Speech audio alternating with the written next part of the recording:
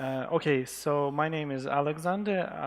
I spent 9 years for working for Scala plugin for IntelliJ IDEA, and last year I switched into Kotlin team for my professional growth because probably 9 years too much. It was tough decision because I wanted to stay with Scala community, and in JetBrains, Scala plugin was the only team around Scala. And Kotlin was logical for me because of my expertise and so on.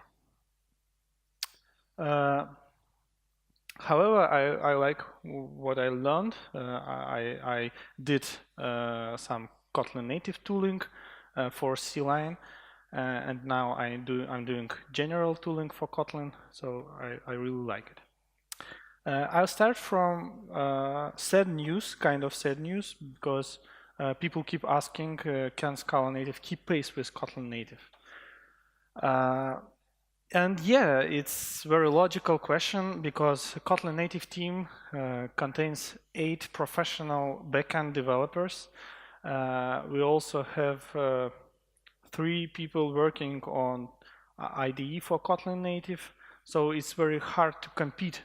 And keeping pace, it's also very complicated thing.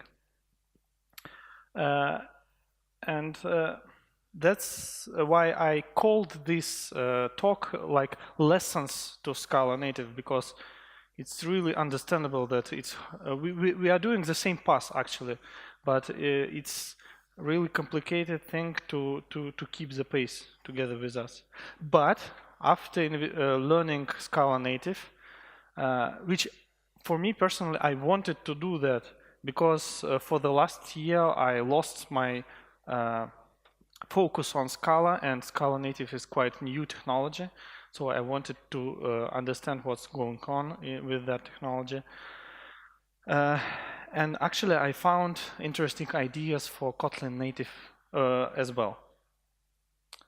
So let's start from the beginning. So why native?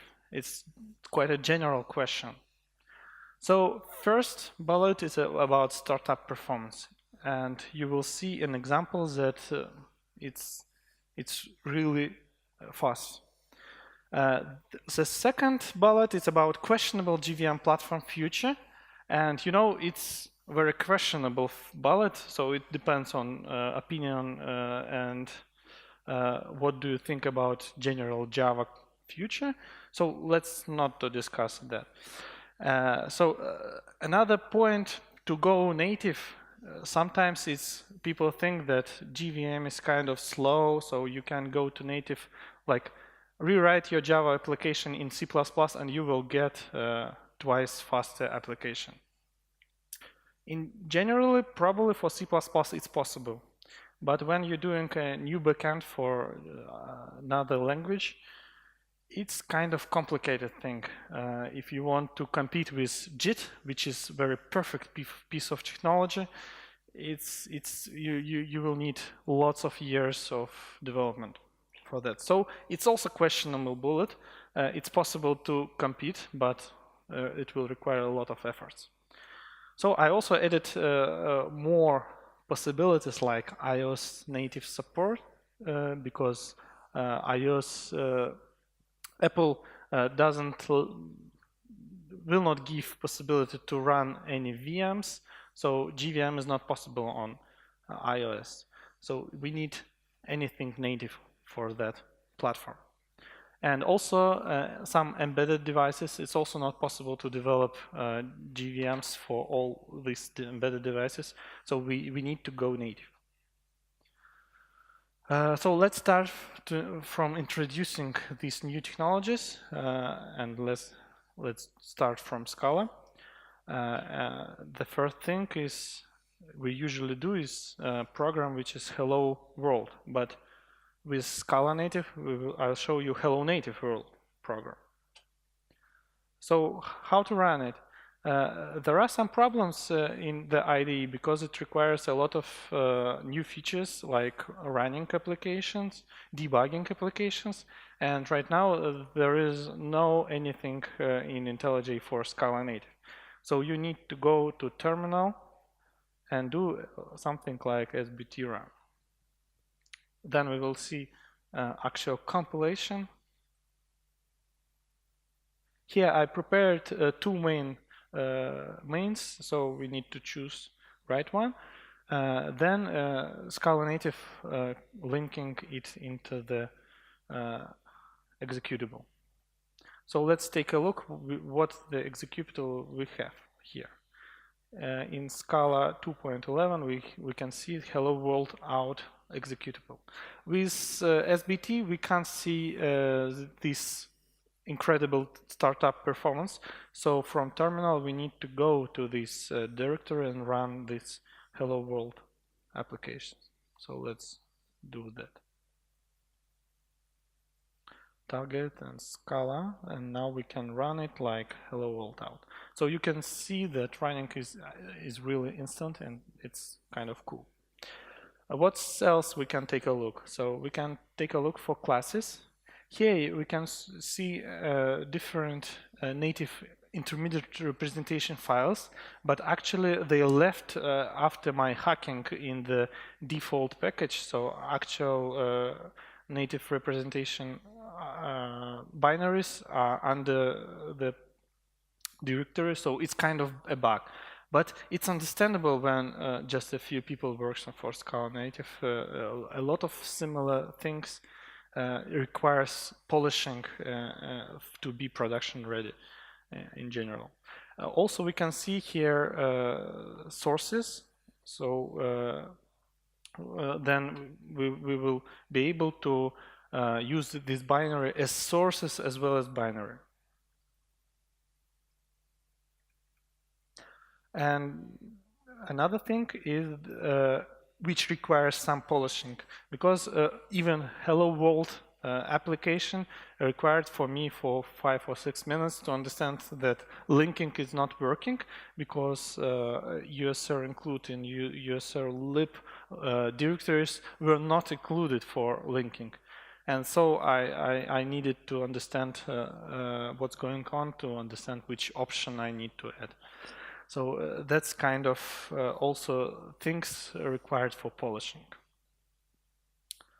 What's going on with Kotlin? We did it some tooling in C-line, and it's kind of problem because Scala already has SBT. C-line doesn't support any build system other than CMake. Do anybody know CMake? Have anybody used it in production?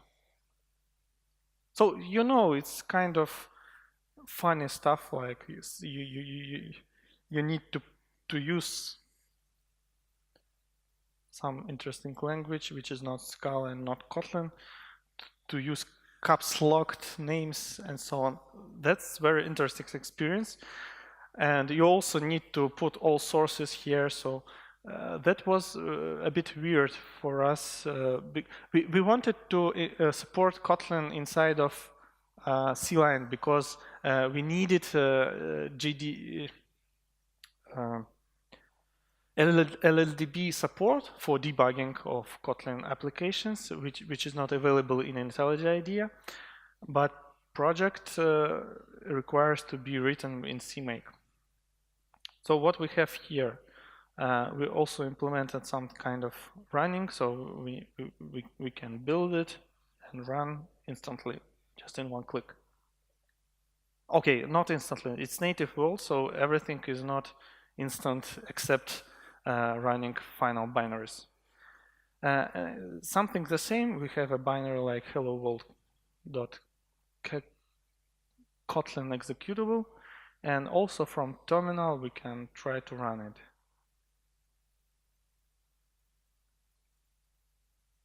So we can see instant running of that. So that's all about hello world applications. It's very interesting, I know. So let's do some comparison. I know it's not fair to compare Scala native, Kotlin native for hello world applications, but it was kind of interesting. So first of thing we want to take a look for that is actually binary size. So Scala native binary size is 4 megabytes and Kotlin native is much smaller. And UP-expect size, it's still quite a big for Scala native. But it's still impressive because actually Scala native re-implemented part of JDK, so much more things is actually linked into Scala native. And if we do some kind of dead code elimination inside of for final packages, we can actually reduce binary size to the smallest thing, and in Kotlin native as well as in Scala native it will be the same, so almost nothing. So what we saw with these hello world examples, that actually compilation time is really slow. That's because of LLVM linker, which is slow, and we want to optimize this. So the first part is actual compilation into intermediate representation. As you saw in Scala, it's native intermediate representation. In Kotlin, there is no any similar thing, and that's what we can learn from Scala native. And actually, we are going to implement backend intermediate representation to serialize stuff and publish artifacts. So you know that it's kind of problem when we don't have intermediate representation, we have only binaries which build for concrete targets like Linux or Windows or macOS. And we can't publish these libraries just for Linux or just for macOS, so we need to distribute lots of binaries for different platforms. With intermediate representation, we can publish the single binary, and on the actual host, it will be compiled into the machine code. So the first part can be actually incremental, so it's complicated, but it's possible. And the second part, which is linking, it's possible to make much faster if we do dead code elimination on this intermediate representation. So we will link much less than do it now. I think that it's possible to reduce this 10 seconds time into probably 2 seconds, and it will be quite usable. So for why we need startup performance. First of all, we can use it for command line interface tools. And as actually Scala already implemented part of JDK, lots of libraries, Scala libraries, cross-compiled into Scala native already. So we have lots of them. And if we want to, for example, parse command line, we can use such library as Scala. We don't need to find any new things. So here some code, it's calculator. So now we need to recompile with different main method. So we can do some kind of sbt run. It's still long, but we will. Okay, something went wrong. Okay, I'm in wrong direction. Now we can run it with different main method. So we will get different executable.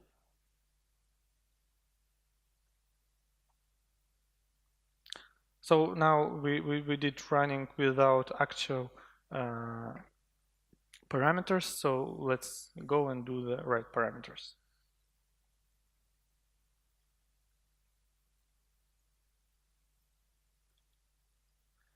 And now we can do some calculations like sum of 2 and 3, and we will get answer 5. So it's very, very cool technology like calculator. Command line calculator, we also can do the multiplication of 2 and 3. So that's a demo how we can do command line tools in Scala, and it will have instant startup performance, and that's really cool. So what's going on with Kotlin? Let me show different project. In Kotlin now we need to we have two options.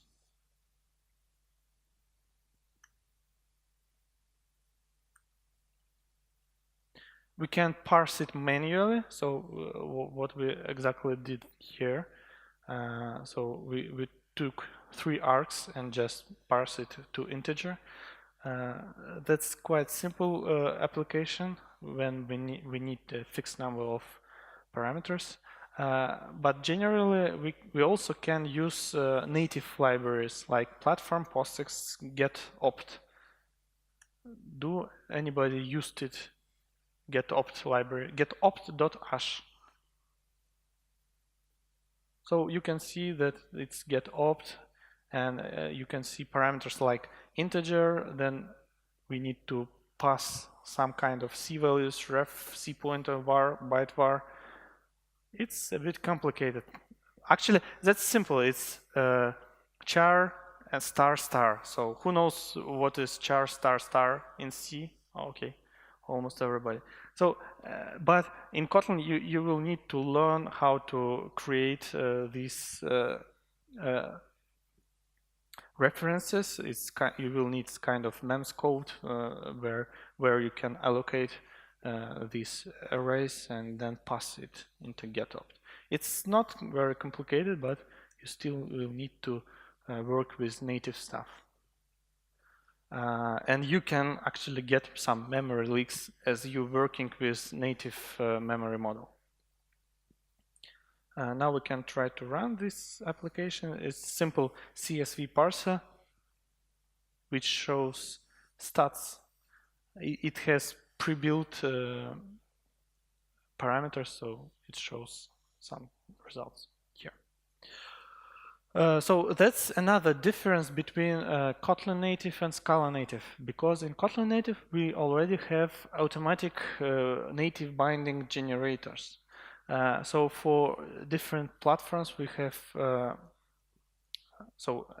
as you can see, something like GetOpt were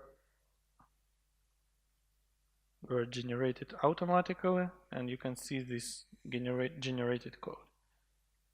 It still requires some wrappers in Kotlin code, because it's not really simple to create these pointers and to understand what is arg0, arg1, or arg2. So some declination is required. But you can run and use these native bindings from the scratch. In Scala, you need to you need to do a lot of such bindings manually.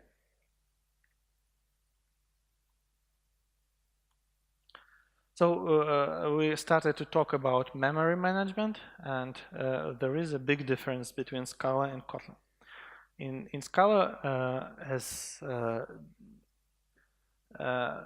Denis Shabalin, which is creator of Scala native, stated, as Scala has GC'd nature, then Scala native also should be GC'd. So right now it has trace and collector, and Kotlin decided to go from the different side. Now it has reference counting with cycle collection memory management. Why it's good? So it's because when we want to go to different runtimes, so you know that GC-based memory management means that we are using Kotlin runtime. And if we want to put this Kotlin runtime into some platform, for example, iOS target, then we need to deal with native runtime if we want to mix Swift and Kotlin code.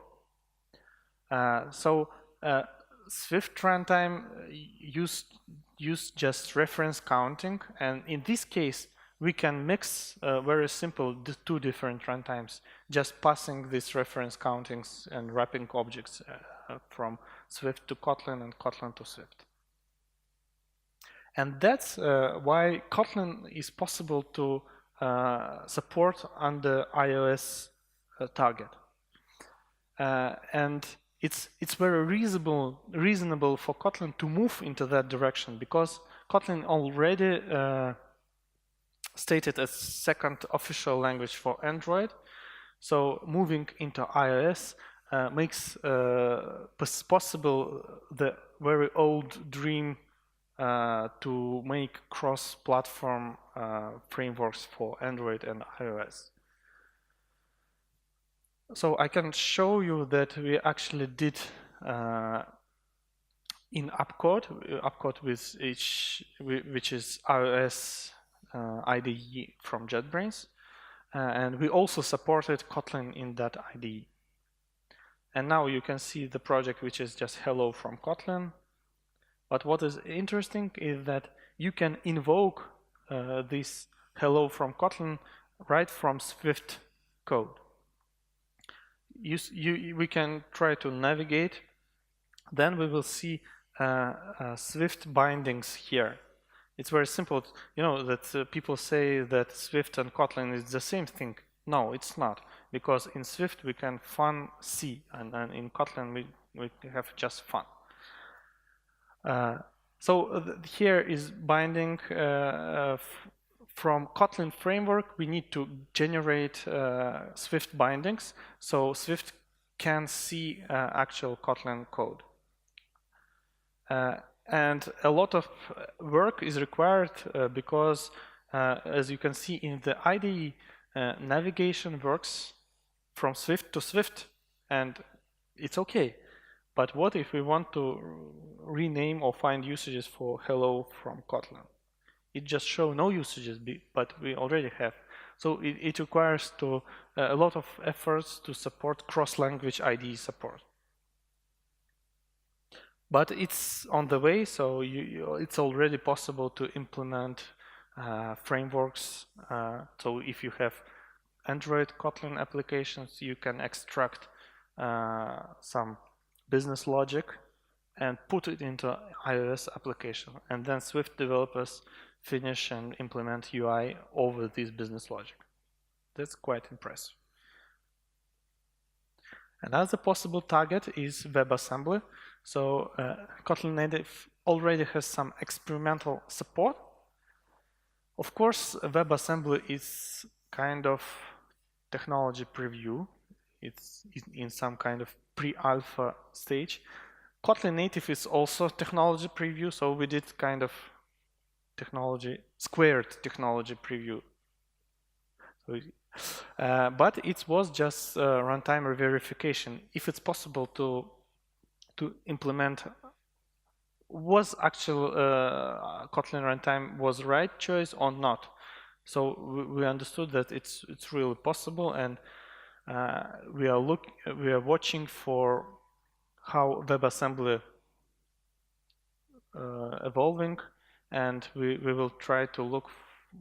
For example, they just don't have exception handling in WebAssembly, so we can implement exception handling inside of Kotlin runtime, but it's better to wait for WebAssembly, what we do now. And another promising target is actually embedded devices. It's promising, but requires lots of effort, because it's real zoo of different devices, and for single device it's very small market, and people, it's promising, you know, because people are stuck in kind of 20th century. They still use old technologies. It's understandable for this conservative thing, because some mistakes in hardware on such development can, for example, do exploding Galaxy nodes, and then it's $1 billion of mistakes which costs $1 billion. So people like to use the same technologies and don't want to try new ones. So, but again, they use old technologies and they can become more productive trying to use new technologies. So it's possibility as for Scala native as well as for Kotlin native. And before we continue with few slides about the IDE part, I want to show you some fun of depth. You know, the most critical difference between Scala and Kotlin is actually not pattern matching and some fancy stuff. It's, you know, it's the most critical thing is function syntax.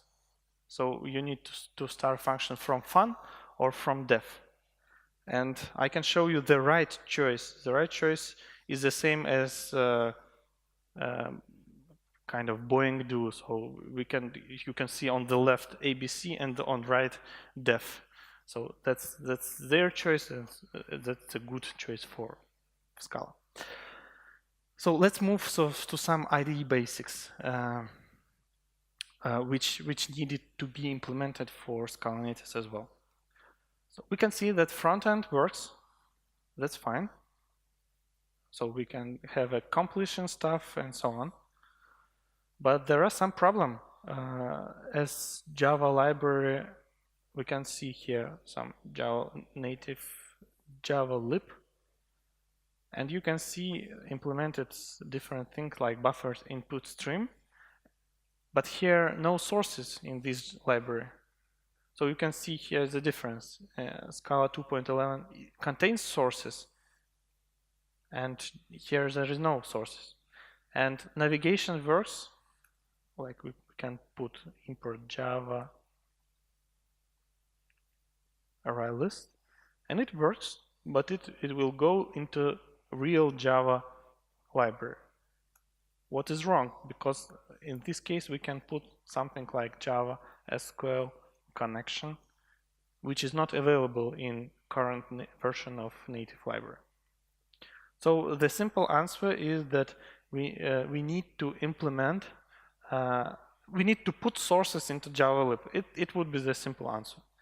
And then we need to remove JDK from project inside of IntelliJ.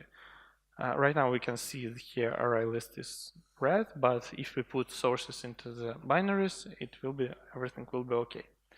But actually not everybody want to put, if you develop library for commercial purposes, then you don't want to put sources inside of this library.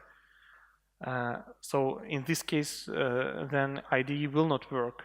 That's sad.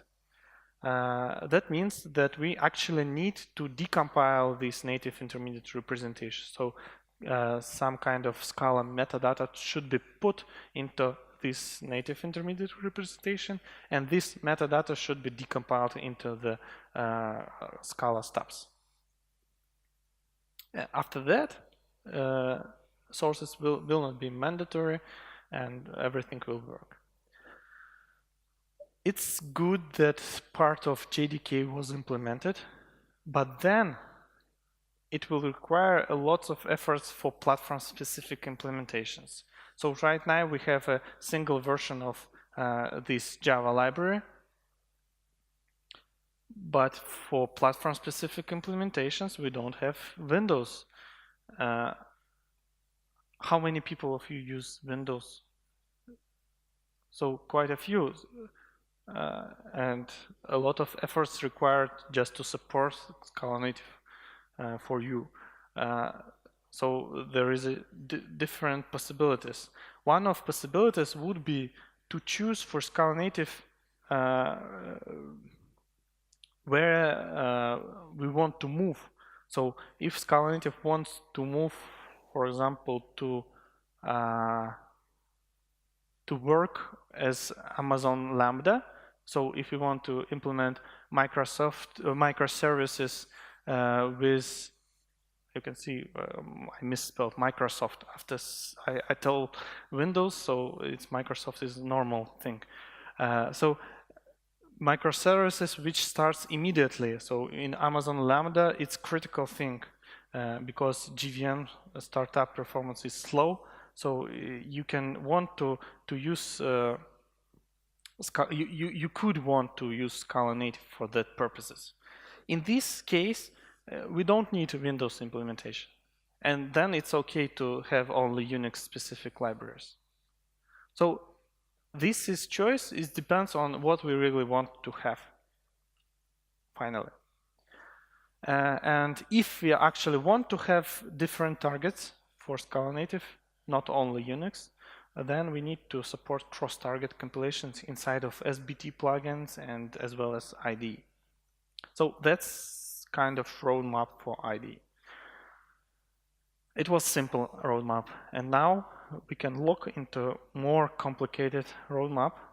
So for the beginning, it's there is a problem with exception stack traces. So let's try to show you what I mean. So let's do some main, put object with method full. So here we can assert false. And now let's invoke it. So we can try to run it. Oh, sorry.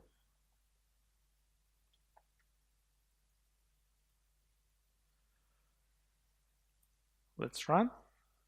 And now we will see failed runtime, but we will see stack trace for that.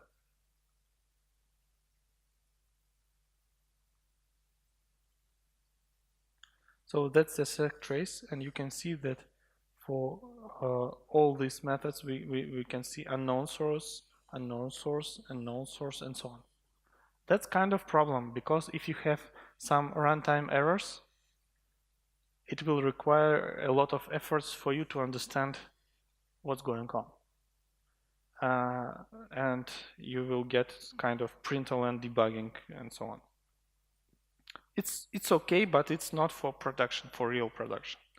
So that's what definitely should be implemented. And GDBC, oh, not GDBC, sorry, LLDB already has possibilities. So we need to put some dwarf into the binaries or the sim.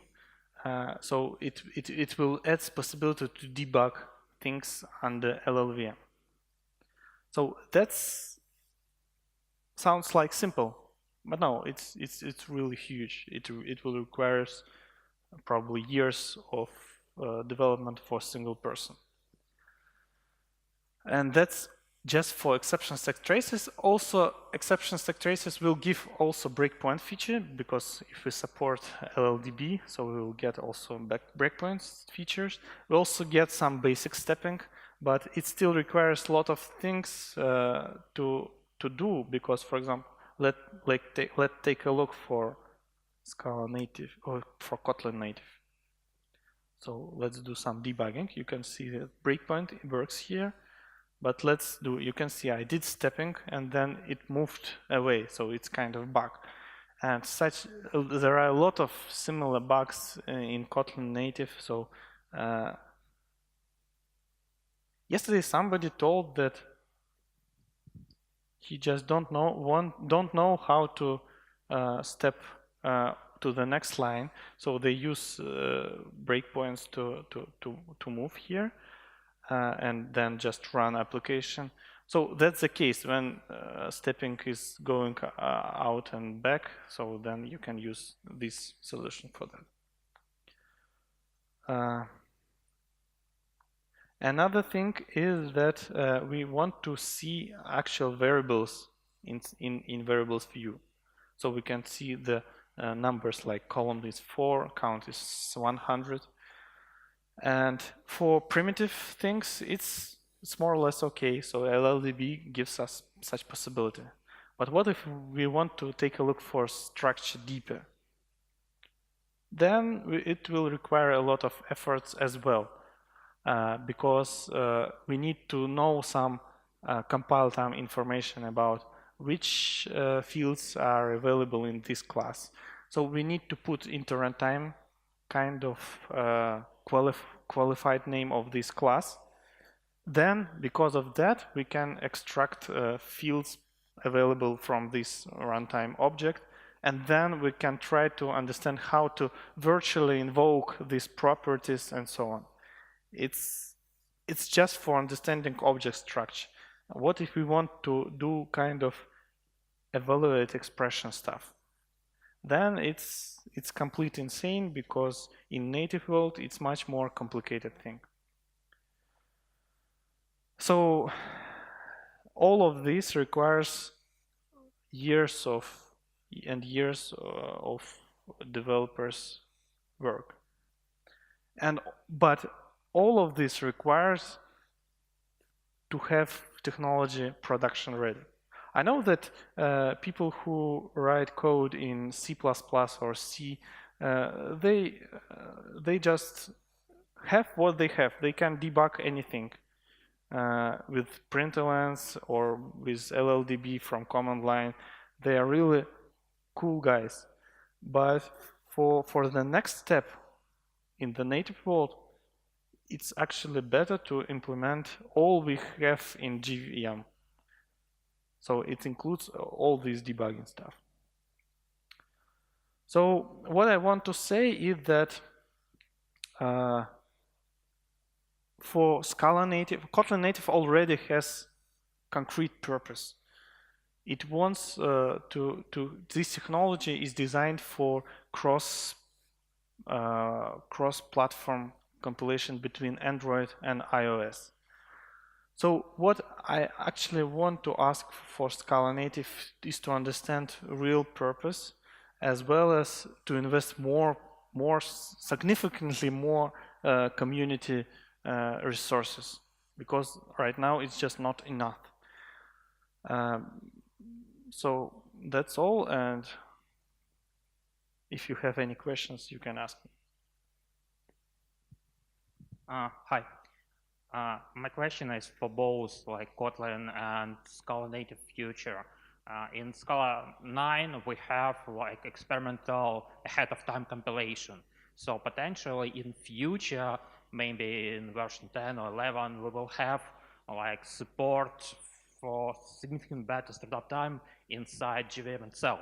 And the question if this project will survive if we will have JVM that have compatibility, which have all tooling that works significantly better. What's the future for this project if JVM itself capable to solve this problem of startup?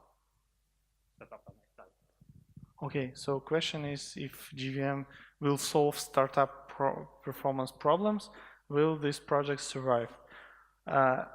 For Kotlin native, the answer is still simple. We have a purpose. We want to cross-compile Kotlin code into iOS. And it's real headache still for developers. You need to have two teams for Android and for iOS. As for Scala, I just don't know. So we need bigger team for Scala. So and I don't think it's not enough for team. Probably some money investments is required for this technology. Hello. My question is more about design of Kotlin and its support for many backends. And you decided to, in Java version of Kotlin, so it's JVM version of Kotlin, you decide to use Java collection library under the hood and not to do your own. And how do you plan to unify support for STL in many environments like iOS or other native environments when you don't have a code in Kotlin? Okay, so question is how to have on iOS Java standard collections. Kotlin uses Java collections, but it has own wrappers in Kotlin standard library. So if you use in your Kotlin application just Kotlin wrappers, then it will be cross-compiled because iOS will have own standard library implementation. Maybe my question. You have said that in Scala you need the meta information about native intermediate representation to represent something on the way. The question is if the tasty it just isn't fit there, because I think that tasty is exactly the thing that will solve this problem. So the question, so you used the microphone. Okay, so Tasty, as I know, is really solve this problem because it can be decompiled to JVM, to native. There is no any difference. It's just some layer.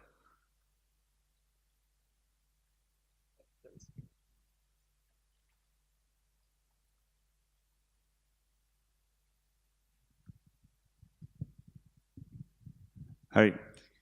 I'll first expand on that question, actually, because the thing is, you don't actually need the sources nor Tasty to do that. In a regular Scala native project, the class files are also emitted, and your IDE should just pick up the class files, and it will just work. So this is how typical libraries work. The JDK is special. It doesn't have the class files for other reasons, but a regular library has the class files, so it should just pick them up. Another thing is, so basically, yeah, you don't even need Tasty. You should have that support right out of the box. And I have another clarification from some things that you said about the size of the binaries, which are caused by a lot of JDK stuff that is pulled in. So actually, I'm pretty familiar with the code size issue in Scala Native, and most of it is actually not due to the JDK, but just the way that trait dispatch method tables are encoded. And so there is a solution there, but it hasn't been merged into master yet. So yeah. Okay, thank you for clarification. I don't know internals of Scala Native. That was my guess. I mean, but I still think that dead code elimination will fix lots of parts of final binary size. Well, it's not. It's not clear because Scala Native already does dead code elimination. So. Okay, cool. It is there. That size really is just the trait dispatch table. If you remove that, it's way smaller. It's like a couple, yeah. It's very small. Okay, so thank you very much. Thank you very much, Alexander.